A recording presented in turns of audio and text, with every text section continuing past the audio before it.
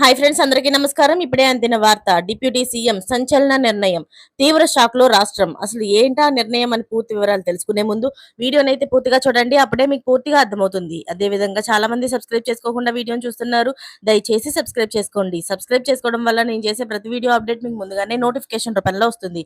అదే విధంగా లైక్ చేయడం మర్చిపోతున్నారు. దయచేసి లైక్ చేయండి. లైక్ చేయడం వల్ల ఇటువంటి ఇంపార్టెంట్ ఇన్ఫర్మేషన్ చాలా మందికి రీచ్ చేసిన వాళ్ళు అవుతాం. ఇక లేట్ చేయకుండా వీడియోలోకి అయితే వెళ్ళిపోదాం. ఆంధ్రప్రదేశ్ ఉప ముఖ్యమంత్రి పవన్ కళ్యాణ్ కీలక నిర్ణయం తీసుకున్నారు.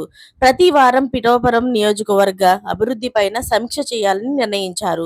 వేసవిలో నీటి సరఫరాకు ఎలాంటి అంతరాయం ఉండకుండా జాగ్రత్తలు తీసుకోవాలని గురువారం అధికారులను ఆదేశించారు. పిఠాపురం 4 పిఎస్ల పరిధిలో పరిస్థితిపై ఇంటెలిజెన్స్ నివేదికపై తీసుకురావాలని అధికారులకు ఆదేశాలు జారీ చేశారు.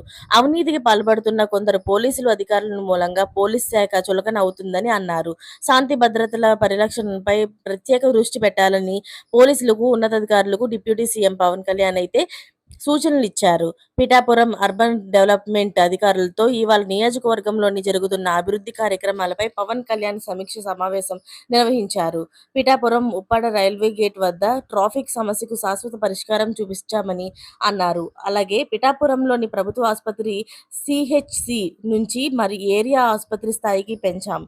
అందుకు అనుగుణంగా 38.32 కోట్ల రూపాయలు నిధులు వచ్చాయని సమీక్ష సమావేశంలో డిప్యూటీ సీఎం పవన్ కళ్యాణ్ వెల్లడించారు.